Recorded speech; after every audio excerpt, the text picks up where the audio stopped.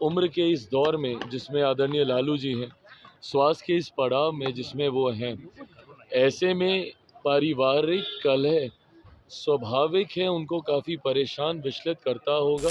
देखिए मैं उनका दुःख मैं समझ सकता हूँ, और जब बेटी ऐसी बातें बोलती है तो सोचिए वो घर से कितना परेशान हुई हों। तो उनके परिवार को अपना परिवार ही मैंने माना है। हकीकत ये है कि ये लोग हार को पचा नहीं पाते, और हार को ना ये लोग समझते नहीं हैं। देखिए मैं कतई इसके ऊपर कोई टिप्पणी नहीं करूँगा, क्योंकि वो मेरा भी परिवार है। राजनीतिक मतभेद एक तरफ, पर मैंने हमेशा आदरणीय लालू जी को, उनके परिवार को अपना परिवार ही मैंने माना है। ऐसे में आज जब उनके परिवार में इतना कुछ चल रहा है, मैं उस दर्द, उस भावना को समझ सकता हूँ।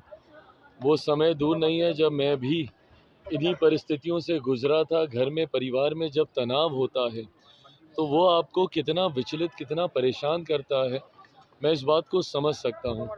और ख़ास तौर पर उम्र के इस दौर में जिसमें आदरणीय लालू जी हैं, स्वास्थ्य के इस पड़ाव में जिसमें वो हैं, ऐसे में पारिवारिक कलह स्वाभाविक है उनको काफ़ी परेशान विचलित करता होगा। मैं बस इतनी प्रार्थना करूँगा कि जल्द से जल्द ये पारिवारिक कलह सुलझ जाए। मेरे भी भाई बहन हैं ये सब।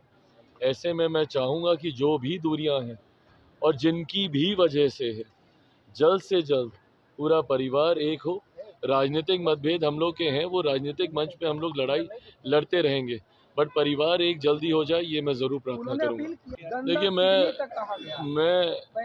मैं उनका दुख मैं समझ सकता हूँ, और जब बेटी ऐसी बातें बोलती है तो सोचिए वो घर से कितना परेशान हुई होंगी। ऐसे में उनकी भावनाओं के साथ मैं पूरी तरीके से हूँ। एक भाई होने के नाते मैं भी उनकी भावना के साथ हूँ, और मैं कतई इस बात को नहीं मानता कि शादी के बाद ससुराल ही बेटी का घर सब कुछ हो। नहीं भाई, जिस परिवार में वो पली बड़ी जन्मी है, वो घर भी उनका उतना ही है जितना उस घर के लड़कों का है। मैं कतई इस रूढ़िवादी सोच का मैं समर्थन नहीं करता कि शादी के बाद बेटियां पराई हो जाती हैं। बेटियों का मायका भी उनका उतना ही है जितना उस घर में बेटों का है, और उनका ससुराल भी उनका उतना ही परिवार है जितना उस ससुराल के बेटों का है। ऐसे में कल जब उन्होंने, आज जब ये सारी बातें उन्होंने कही और जो अपील उन्होंने बाकी बेटियों से की, मैं उस दर्द को मैं समझ रहा हूँ। इसीलिए मैं प्रार्थना करता हूँ कि जल्द सब ठीक हो। मेरी समझ के परे है कि अगर सिंगल पार्टी को अगर वोट जाते होते तो आपके प्रत्याशियों को भी तो भैया ठीक ठाक वोट मिले ही है ना। जब सिंगल पार्टी को ही दे देना होता तो हम लोग, एग्जैक्ट डेटा मेरे पास नहीं है, बट 38, 40, 42% या 45 जो भी परसेंट वोट आए होंगे, उससे हम लोग सरकार क्यों बनाते? फिर तो हम 80%, 90% से हम लोग सरकार बना लेते ना। हकीकत ये है कि ये लोग हार को पचा नहीं पाते, और हार को ना ये लोग समझते नहीं हैं। बहाना थोपने के चक्कर में कभी मंथन ही नहीं कर पाए। राजद जैसी पार्टियों को तो मंथन करना चाहिए कि भैया 2005 से ये पार्टी खत्म क्यों है। 2005 में जब से मुख्यमंत्री आए, 2010 में भी यही परिणाम था, 2015 में भी यही परिणाम होता अगर नीतीश कुमार जी उनके साथ नहीं होते, और 2020 में भी यही परिणाम होता अगर यूनाइटेड एनडीए होता, चिराग पासवान अगर उस वक्त अकेले चुनाव नहीं लड़ रहा होता।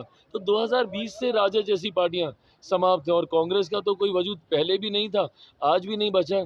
तो ये मंथन करने की बजाय ये जो ठीकरा फोड़ने का काम करते हैं ना, इसी सोच ने सर्वनाश किया इन लोगों का।